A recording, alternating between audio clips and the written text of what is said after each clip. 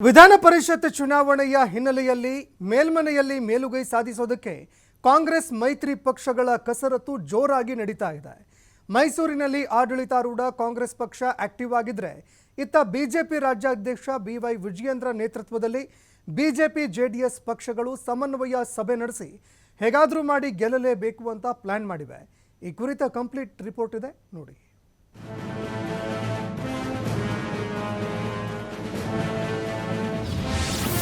ತಾರಕಕ್ಕೇರಿದ ವಿಧಾನ ಪರಿಷತ್ fight. CM ತವರಿನಲ್ಲಿ ಕೈ ಮೈತ್ರಿ ತಂತ್ರ.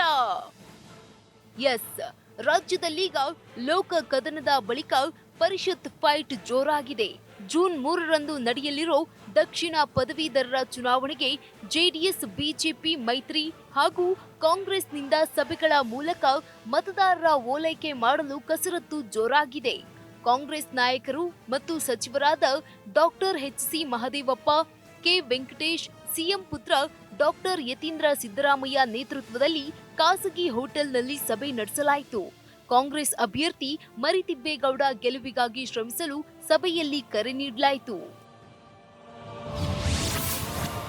ಸಿಎಂ ಪುತ್ರನಿಗೆ ಮೇಲ್ಮನೆ ಸ್ಥಾನ ನೀಡಲು ಒತ್ತಾಯ.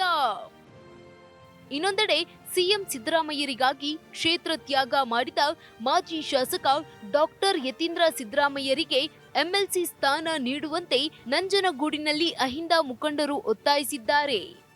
ವಿಧಾನಸಭಾ ಕ್ಷೇತ್ರದ ಮಾಜಿ ಶಾಸಕರು ಆಶ್ರಯ ಸಮಿತಿ ಅಧ್ಯಕ್ಷರಾದ ಸನ್ಮಾನ್ಯ ಶ್ರೀ ಡಾಕ್ಟರ್ ಯತೀಂದ್ರ ಸಿದ್ದರಾಮಯ್ಯನವರಿಗೆ ವಿಧಾನ ಪರಿಷತ್ ಸದಸ್ಯ ಸ್ಥಾನ ನೀಡುವಂತೆ ಜೂನ್ 24, 2024 ವಿಧಾನ ಪರಿಷತ್ ಸದಸ್ಯ ಸ್ಥಾನಕ್ಕೆ ನಡೆಯುವ ಚುನಾವಣೆಯಲ್ಲಿ ಕಾಂಗ್ರೆಸ್ ಪಕ್ಷದ ವತಿಯಿಂದ ವರ್ಣ ವಿಧಾನಸಭಾ ಕ್ಷೇತ್ರದ ಮಾಜಿ ಶಾಸಕರು ಆಶ್ರಯ ಸಮಿತಿ ಅಧ್ಯಕ್ಷರಾದಂತಹ ಸನ್ಮಾನ್ಯ ಶ್ರೀ ಡಾಕ್ಟರ್ ಯತೀಂದ್ರ ಸಿದ್ದರಾಮಯ್ಯನವರಿಗೆ ವಿಧಾನ ಪರಿಷತ್ ಸದಸ್ಯ ಸ್ಥಾನ ನೀಡುವಂತೆ ಎಐಸಿ ಅಧ್ಯಕ್ಷರಾದಂತಹ ಸನ್ಮಾನ್ಯ ಮಲ್ಲಿಕಾರ್ಜುನ್ ಖರ್ಗೆ ಸಾಹೇಬರು. ಇನ್ನೊಂದೆಡೆ ಬಿಜೆಪಿ ರಾಜ್ಯಾಧ್ಯಕ್ಷ ಬಿವೈ ವಿಜಯೇಂದ್ರ ನೇತೃತ್ವದಲ್ಲಿ ಖಾಸಗಿ ಹೋಟೆಲ್ನಲ್ಲಿ ಜೆಡಿಎಸ್ ಮತ್ತು ಬಿಜೆಪಿ ಮೈತ್ರಿ ಅಭ್ಯರ್ಥಿ ವಿವೇಕಾನಂದರನ್ನ ಬೆಂಬಲಿಸುವಂತೆ ಸಭೆ ನಡೆಸಲಾಯಿತು. ಜೆಡಿಎಸ್ ಕೋರ್ ಕಮಿಟಿ ರಾಜ್ಯಾಧ್ಯಕ್ಷ ಜಿಟಿ ದೇವೇಗೌಡ, ಮೈತ್ರಿ ಅಭ್ಯರ್ಥಿ ವಿವೇಕಾನಂದ, ಶಾಸಕ ಶ್ರೀವತ್ಸ, ಎಂಎಲ್ಸಿ ಸಿಎನ್ ಮಂಜೇಗೌಡ, ಮಾಜಿ ಶಾಸಕರಾದ ಅಶ್ವಿನ್ ಕುಮಾರ್, ನಿರಂಜನ್ ಕುಮಾರ್, ಸಾರಾ ಮಹೇಶ್ ಸೇರಿ ಪ್ರಮುಖರು ಭಾಗಿಯಾಗಿದ್ರು. ನಾವು 6 ಸ್ಥಾನ ಗೆದ್ದೇ ಗೆಲ್ಲುತ್ತೇವೆ ಅಂತ ಬಿಜೆಪಿ ರಾಜ್ಯಾಧ್ಯಕ್ಷ ಬಿವೈ ವಿಜಯೇಂದ್ರ ವಿಶ್ವಾಸ ವ್ಯಕ್ತಪಡಿಸಿದ್ರು.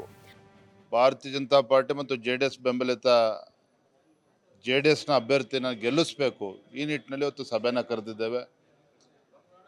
ಬಿಜೆಪಿ ಮತ್ತು ಜೆಡಿಎಸ್ ಪಕ್ಷದೆಲ್ಲ ಈ ಭಾಗದ ಮುಖಂಡರು ಎಲ್ಲರೂ ಕೂಡ ಈ ಸಭೆಯಲ್ಲಿ ಭಾಗವಹಿಸ್ತಾ ಇದ್ದಾರೆ.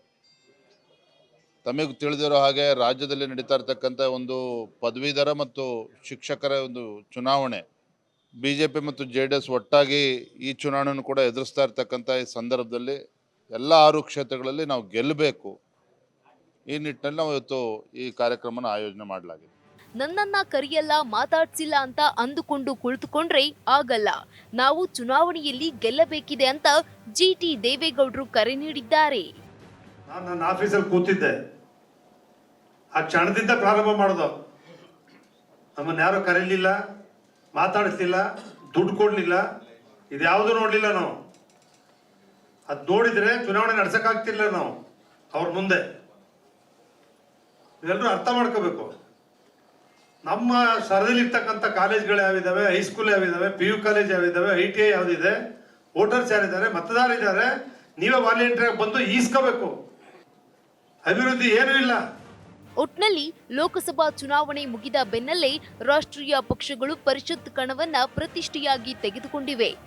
ಚುನಾವಣೆ ಅಖಾಡಕ್ಕೆ ಧುಮುಕಿರುವ ಅಭ್ಯರ್ಥಿಗಳಲ್ಲಿ ಯಾರಿಗೆ ಸಿಗುತ್ತೆ ಗೆಲುವು ಅನ್ನೋದು ಕುತೂಹಲ ಕೆರಳಿಸಿದೆ. ಪುನೀತ್ ಎಸ್, ಹೊಸರಾಮನಹಳ್ಳಿ, TV5 ಮೈಸೂರು.